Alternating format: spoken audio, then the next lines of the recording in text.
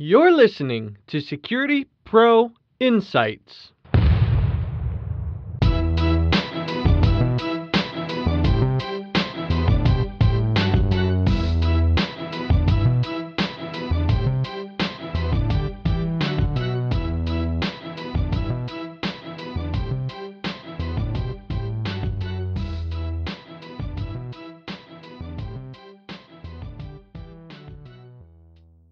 In today's episode of Security Pro Insights, we speak with Justin Bean, a manager with Hitachi Smart City Solutions.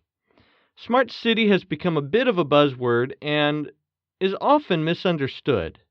But in today's episode, Justin Bean helps us better understand what Smart City Solutions actually means and how the technology and data from this technology can make cities better and smarter. Justin, thanks for joining us today. Would you tell the listeners a little bit about yourself? Sure thing, Scott. Thanks for having me on the podcast today. So my name is Justin Bean. I'm the Director of Smart City Solutions Marketing with Hitachi Insight Group. Hitachi Insight Group, for any of the listeners who don't know, is the Internet of Things or IoT group within Hitachi. Who is Hitachi? That's probably the next question. A lot of people remember having a, Hitachi hair dryer or VCR, or seeing some construction equipment out there. So whenever I tell people where I work, they're like, "Oh, you guys make those backhoes, or you make those VCRs." And so, so let me kind of explain what the company does, just to give a better picture. So Hitachi is a massive industrial company that produces everything from high-speed rail to energy systems to HVAC and building systems. And on the other side of it, on the digital world side, we have everything from analytics to data management, storage, and artificial intelligence, all of that stuff. So mashing that all together and being able to create these connected solutions that help us pull data from the real world, understand it so we can reach the outcomes that we're trying to achieve, is what the group that I'm in is trying to do. And we kind of pull together all these different solutions throughout the company to create these, what we're calling smart city solutions. It's kind of interesting how technology changes, because I got to tell you, when I think Hitachi, I think of the consumer electronics that were in my home as well. And I can't believe that was a VCR, because many people alive today don't even know what that is. But here we are talking about the growth of technology, specifically the Internet of Things, analytics that are available to us, but really a word or two words that come together called smart cities. And that's the reason we came together today, is just to talk about smart cities. I personally think it's a little bit of a buzzword. I've heard the word, I hear people talk about the word smart cities, but what is it? I mean, Justin, you guys are really in this space. Can you define smart cities for us? Sure, and I think you're absolutely right, Scott. So if you were to ask, let's say, 100 people what a smart city was, you'd probably get 500 different answers. And that's not necessarily a bad thing, because every city is different, every community is different, and they have different needs. But since you're asking me, I'll give you my definition. So when I see a lot of these definitions around smart cities, they're often very technology focused, right? You see the flying cars, you see the flashy neon lights, you see these sort of Blade Runner cityscapes. But for me, it kind of comes down to three basic things, and it's about the human experience. So how can we leverage all of this new technology and all of this knowledge that we have as a human species to make cities safer, so that we have that foundation for a place where people want to live? You can go to the park, you can go to work, you can go do everything you want to do in the city without fearing for your physical safety. So that public safety and security is a foundational element to what a smart city is. Another pillar for a smart city is for it to be efficient and for it to run well. So the trains run on time, the traffic flows, you're able to find a parking spot. All of these different things help make the city a more efficient place, in addition to the organizations that actually run that city. So those organizations need to be able to operate in a way that helps them deliver services to the public and helps them to do a great job at what they do and what they're there to do. And the third piece, the third pillar to a smart city really is a thriving economy. So how can we help the businesses and organizations that operate within a city to thrive, to help create jobs, create opportunities? And how can we create cities that people want to move to? We want to pull in the top talent. We want to pull in the companies that are hiring, especially in this new digital economy, so that these cities are evolving as the world around them evolves to be able to offer that opportunity in that new economy as it grows and becomes a bigger portion of the overall economy. So those three things, the public safety and security, efficiency of operations, and then the thriving economy are really what make up a smart city. So when it comes down to it, a smart city is a place that we would want to live in as people, right? Flying cars, sure, why not at some point in the future? But really it comes down to the human experience needs to be a good one, and we need to leverage all the resources that we have at our fingertips to make them better places to live through those different pillars. Well, Justin, you have the Jetsons theme song running through my head right now. I appreciate that. Hey, real quick answer, and you probably don't even know the exact to this. If you were to give a percentage, what percentage of cities across America right now are smart at some level? That is a really good question. So at some level, I'd say 100%. Every city is trying to do something to improve some aspect of its city. Now, what percentage are actually having success at that? That's probably a different number, and depends again on how we define it. So some cities are implementing smarter transportation systems. Some cities are implementing public safety systems that turn policing into Moneyball, right? They're using the data and analytics at their fingertips to take a scientific approach to reducing crime and making their streets safer. There are other cities that have sustainability programs that are leveraging technology and data and environmental sensors to really fine-tune the way that they approach reducing emissions and improving air quality and water quality for their citizens. There are others that are focusing on creating marketplaces for data so that businesses can buy and sell and access different types of data from each other in ways that are much easier and that helps to smooth that transition into that digital economy. Some are approaching homelessness in new ways and really addressing the root causes of homelessness and trying to treat the people that are stuck in perpetual homelessness to help give them opportunity. All of these different things, including education and healthcare, these are all things that could be included in smart cities. And what we're seeing across the board is that cities are recognizing that they have this opportunity as well as the responsibility to deliver these. So I would say that basically all cities are starting to wake up to this idea that they have all these resources now at their fingertips that they can use to improve the way that they deliver services to their citizens, that they can improve the way that they interact with the businesses and provide a foundation for businesses to be successful in their cities. And it's not just about the government either. I mean, when we talk about cities, we often just think about City Hall. But really, I don't spend much time at all at the City Hall in my city. Most of my time at local establishments like restaurants and local parks or in the system somehow, or in different areas of the public space that need to be included when we have this conversation about what a smart city is. So we're including things like airports and transportation systems, retail malls, college campuses and corporate campuses when we go to work. All of these really need to be a part of the smart city conversation. And so not only does the government need to create an environment that is safe, efficient, and thrives, but every business and organization that is a part of that city needs to do the same thing and will thrive more if they focus on how they can improve those measures given the new technologies and the new opportunities that they have because of all of this rapidly accelerating availability of technology and the rapidly decreasing price of this technology. Well, information used to be really difficult to get a hold of or expensive to get, and now basically, vast majority of human knowledge is available for free on the internet. These are massive opportunities at our fingertips to help us improve the way that we do business and run our cities. This is pretty exciting to me in some ways because I think we're on a cusp of a major change. I'm in St. Louis, Missouri, and St. Louis, Missouri has the Great Arch that everybody is aware of, the gateway to the West. And several years ago, we did a staycation, and I took my children to the arch. And as we were going to go up into the arch, for the first time in my life, I actually watched the video while we were waiting to go up into the arch. And I thought it was very interesting as it was given the history of St. Louis.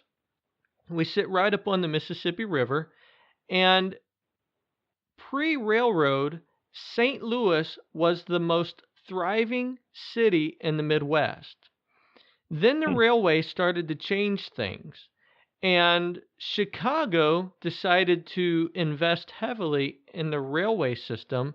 And St. Louis said, oh, no, that's never going to work out. We're going to continue to depend on the water system. And they were late to the game when it came to the railway system. Now, I've lived in both cities, and if you know anything about the cities, although St. Louis is nice, it's nothing like Chicago. And the thought hit me that St. Louis could just as easily be the Chicago of the Midwest, but they missed out on such a great opportunity with the railway system. To me, smart cities seems like it's like that next thing that's going to separate the great cities from those who are behind and just okay cities. Yeah, I'd agree. I think that we're going to see a big change in how these cities are able to take advantage of those opportunities, right? I mean, as you talked about early on, I mean, technology is on this exponential curve, not only in its sophistication but the availability of it. And the cities that don't adapt to the changing world that they live in will be, in a way, left behind. And we're seeing that in some smaller towns and smaller cities that haven't been able to take advantage of the digital economy, move from some of the Rust Belt cities, moving into the new energy economy and these different areas that are expanding rapidly. Uh, you can see a night and day difference between the ones that have taken advantage of that and are thriving and creating new jobs and putting people back to work, and the ones that haven't taken advantage of that are still trying to reinvigorate these industries that are either already automated or are, have moved to other areas. And so that is, I think you're absolutely right. We're going to see a dramatic difference in the bifurcation of smart city versus, dare I say, dumb city, where they're not leveraging the tools available to them. And that doesn't mean that life is going to be terrible in the quote unquote dumber cities, but they won't have the same types of opportunities. And the young people that live there and grow up there probably will want to move once they start getting older and they get to an age where they want to enter the working world. And that's that's not the future of those cities. So the ones that are going to take advantage of this smartness and create these places where younger people want to live are really going to be areas where you can feel the difference. As you said, when you go to Chicago, there are a lot of places in Chicago that are wonderful, wonderful areas of the city. They have a great transit system. They have a thriving downtown. A lot of really cool stuff happening in that city. You can feel it in New York. You can feel it in San Francisco. But these are some very big cities, right? But they're not the only cities out there. We need to address the, St. Louis's, the Seattle's, the Omahas, the Atlantas and Austins of the world are all doing these cool things to try to become smarter cities, and make the medium to smaller size cities in our country great places to live. Absolutely. And so you will see a dramatic difference just from a tangible sense as someone walking through the city or living there.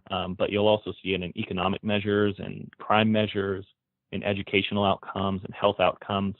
And that it's the setup for a tragedy, really, if these cities are unable to take advantage and have poorer health outcomes, poorer education outcomes, poorer crime outcomes. That's really stunting the potential of the people who live and grow up there. So there's a very human impact to it, as well as economic and technological and your everyday experience. If you don't mind, let's dive into a St. Louis. And actually, St. Louis is a great example for this next conversation. I honestly don't know if St. Louis is participating in smart cities yet. If they are, I don't know to what level. We are notoriously known as one of the most violent cities across America. I'm not really sure that is the case, but according to media, that's how we're presented. So, public safety is a concern in St. Louis. This is also a podcast that's directed to security professionals. And when many think of smart cities, they think of video keeping the public safe. So, can we dive into what are some of the ways that video is useful in a smart cities example when it comes to public safety? How's it currently being used? Right. Yeah, I mean, you're absolutely right. We're seeing a separation in cities that overall, if you look at the crime statistics, crime has been going down since the mid 90s, about 70%. So we have a much safer country than we used to live in. That being said, there are cities that are seeing upticks in their crime, and especially violent crime. And regardless of whether or not it's going up and down, it still exists. And we need to eliminate it because it is a huge tragedy for human life, especially violent crime, and one that's limiting for every measure across the board.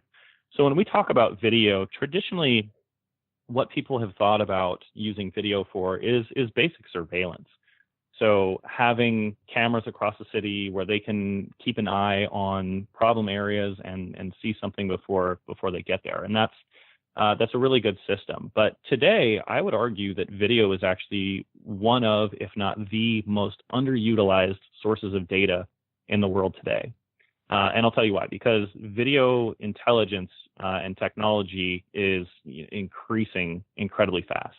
Video analytics is a great example of this. So video analytics leverages machine learning and computer vision to take video data and turn it into insights and alerts. So when you have someone sitting in a real-time crime center or a command center with all of these different screens, they're looking at tens, if not sometimes hundreds of different video feeds, and who knows what to look at and when, right? They're very unlikely to be focusing on the right screen at the right time when something happens. It's more used for evidence after the fact, to either go in and see what happened, let's investigate the crime, or to see in real time after they've been alerted to a crime, to go to that camera and get some situational intelligence officers that are arriving on the scene. Where the opportunity is there is to take a proactive approach. I just saw this ridiculous study that said that the human attention span is going down pretty quickly. And it has reached about 8 seconds, which is less than a goldfish. They've measured goldfish attention spans at about 10 to 12 seconds. And the human attention span has actually gone below that. I'm feeling very proud at this moment. Yeah, especially, if you're not on social media all the time and you're able to keep your attention for longer than 8 seconds, you're coming in above average, but it's not an average that any of us really want to shoot for. Absolutely. So, but add that to the fact that a lot of these people who are in these crime centers have all of this information to look at. And what happens there is that they're going to miss a lot of these things. They're not going to be able to respond as quickly as they could if they knew exactly where something was happening and when. And having this new intelligence from things like video analytics, also being able to bring in Internet of Things data and do things like predictive crime analytics that tell us where a particular type of crime is likely to happen, so they can focus their efforts on those areas to prevent crimes from happening in the first place, or if they do, to be able to respond faster. These are situations in which seconds count, and being able to get officers or first responders to the scene of a crime or an accident or an incident can save lives, and it can help us to capture the offender that are committing the crimes.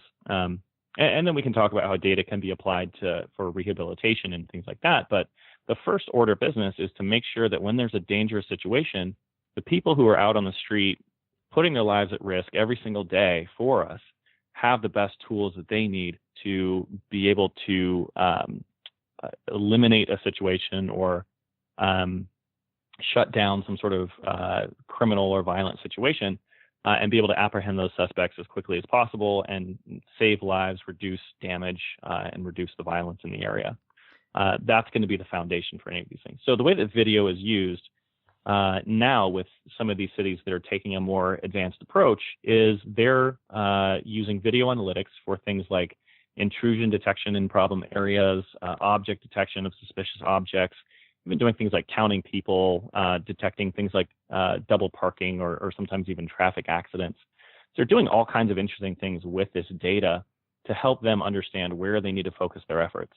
Combine that with all this other Internet of Things data and technology, and they've got a data-driven, intelligent crime-fighting unit that's much more effective and can help to reduce the crime in their areas. So there's a wealth of tools available, and video is just one, but it's also extremely underutilized.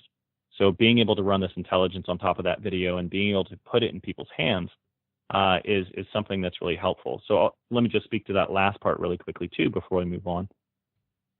When many people think about video surveillance, they think about a centralized real-time crime center where you've got dispatch and you've got some smart people sitting there looking at all this video and then telling others what's going on.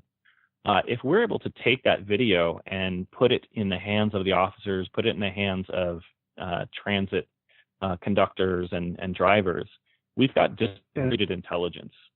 So this means that everyone in that network is smarter. Everyone in that network has better situational intelligence, and they're able to see what's going on around them. So being able to put this type of video real time on a mobile device and in people's hands really increases the intelligence of the system and the people that are there so that they can keep themselves safer, so they can be more effective in responding to incidents or crime. And they can have a better idea of what's going to happen in the future, given the IoT and predictive data that they have at their fingertips. So, Justin, many cities are struggling with resources. They don't have enough money to hire the law enforcement personnel they would like. To me, this sounds like it would be a way to help enhance the protection of a city without maybe having to hire 100 more officers. Are you seeing some cities starting to do that? We are, yeah. It's definitely a force multiplier. So if you can help every officer to be more effective, and you can distribute the officers in a way that's strategic and is focused on the areas of highest need, then what you're going to get is a more effective unit, so that every person on your team is able to be more effective and efficient at doing their jobs, and not only that, but able to collaborate with the others on their team in a way that's more effective and efficient, so they can get to the root of the issue and keep our streets safe. So you're absolutely right. It's a force multiplier and something that can help us all be much more effective. We're seeing this across the board in industry, for example. So the productivity of our industries and businesses have drastically increased over the last few decades.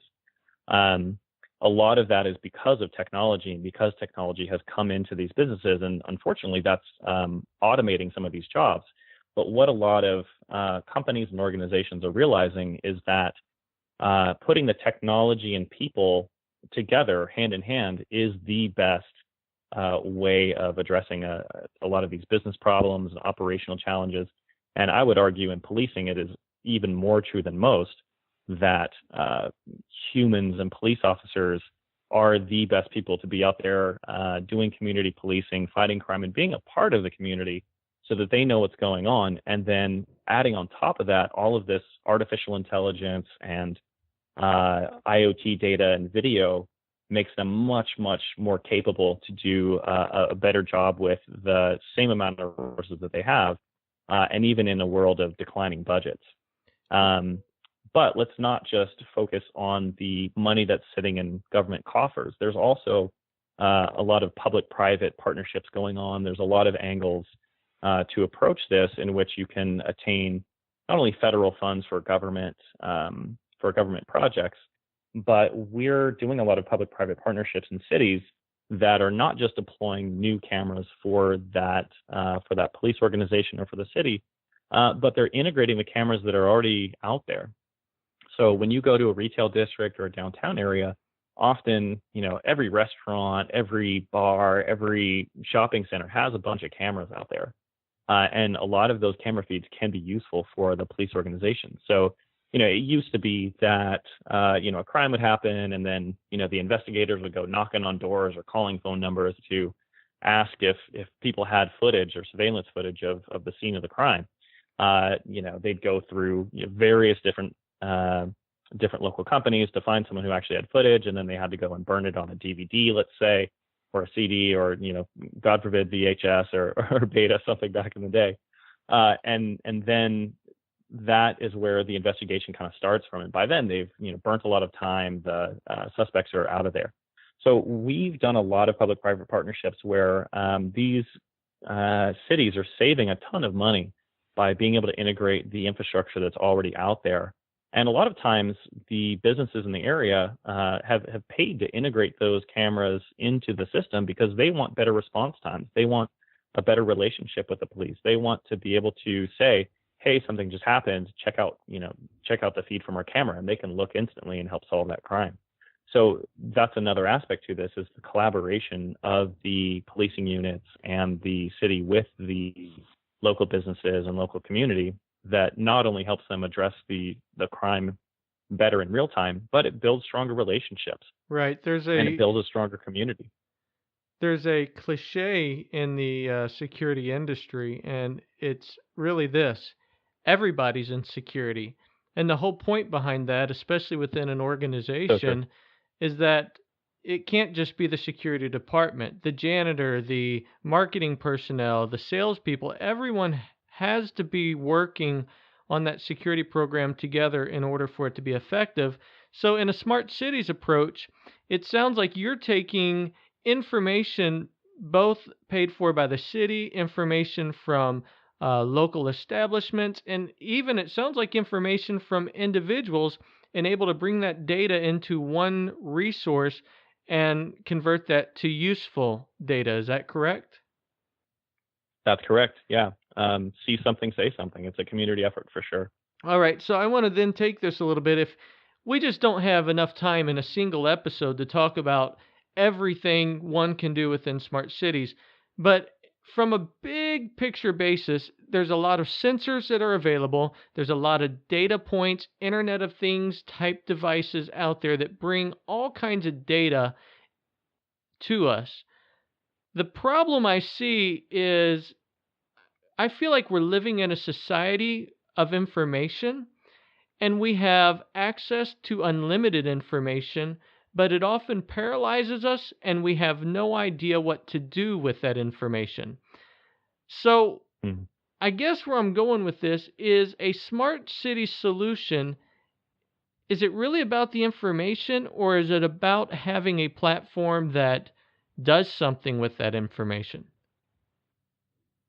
You're absolutely right. And we touched on this a little bit for video, but it's, I think, really worth double clicking on, because that is the trend that's across the board, right? I mean, when Google looks at their search history, when we look at anything that we're seeing out there in terms of data, we are awash in data. We like to say that a lot of organizations are data rich, but insight poor. And Right. What we mean by that is they have a ton of data sitting at their fingertips. Video is a great example, and they're just not doing as much with it as they could, and not taking that data and running it through some type of sophisticated analytics or sharing it between organizations so that they can understand, the so what of the data, right? You can send me a ton of data on crime rates throughout a city, on security violations, and I can make some sense of it. But if I have artificial intelligence, let's say, or I have predictive analytics, this is going to tell me really prescriptively what I should do about this, and give me much more intelligence around what's happening in the real world.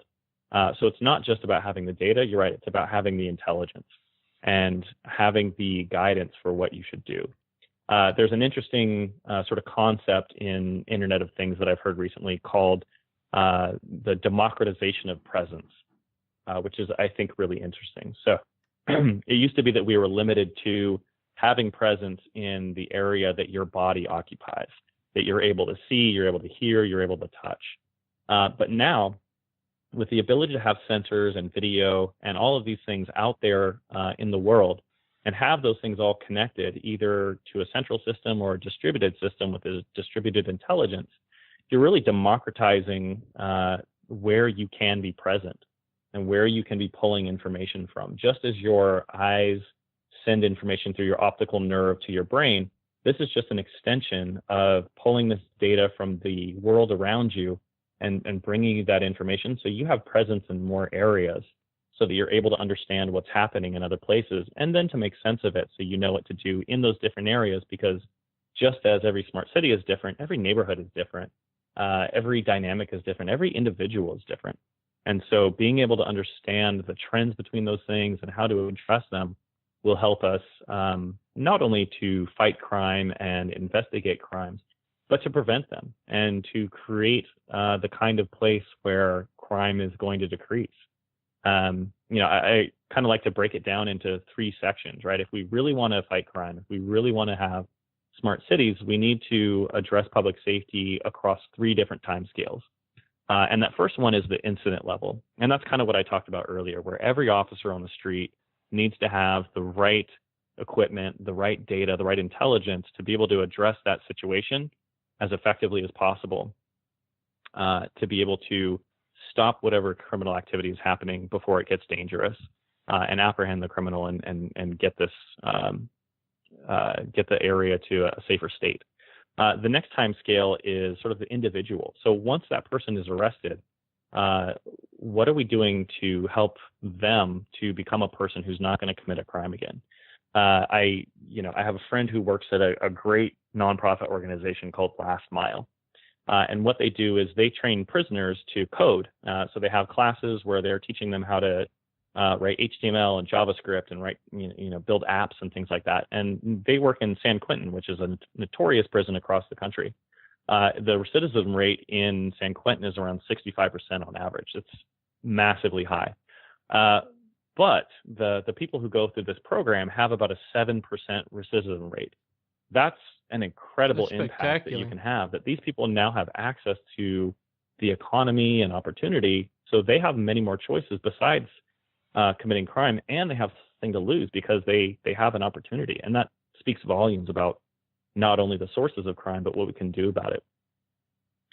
And then the third time scale there is societal. So when we think about crime, today there's a 2-year-old or a 3-year-old child somewhere who in 15 to 18 years is going to commit a extremely violent crime, and we're going to arrest that person. And not only are the lives going to be ruined of the people that they either murder or assault or whatever that violent crime is, but that person's life who committed that crime is also ruined. And think about all of the wasted potential out there. Every human being that you be a baby full of potential or a young person full of potential, and what societal conditions and personal experiences and choices that were made along the way led them to become a person that's going to commit that crime.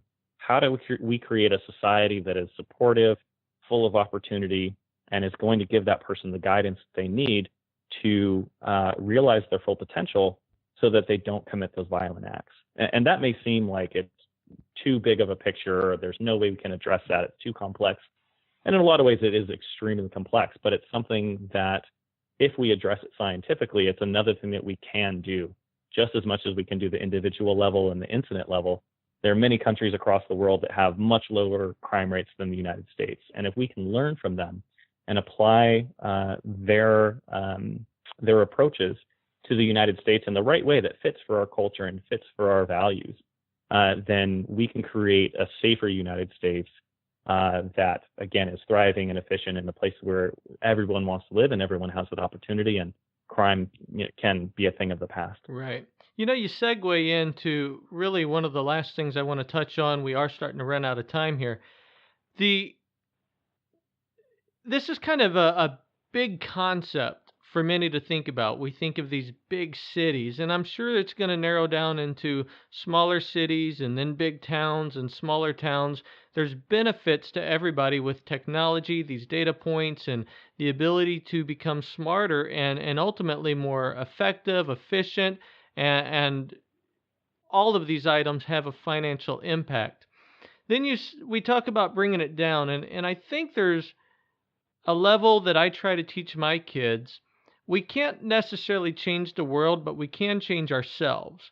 So one by one, we make a difference. And as more and more people buy into the small level of I'm going to be different, all of a sudden the world changes before we know it. I would like to scale this a little bit for the listeners. This is a big concept, but it seems like it would fit nearly any application, maybe within a campus environment, but I'm even scaling it back a little more into a business and organizational environment. Do you have any examples where smart cities is now being used in environments outside of cities? Yeah, absolutely. You're absolutely right there. I think something that the industry was doing earlier on was to only address the Mexico cities, the New York cities, the London and Tokyos of the world, and that's it works for some, but it's not really scalable. It's not replicable, and it's extremely expensive.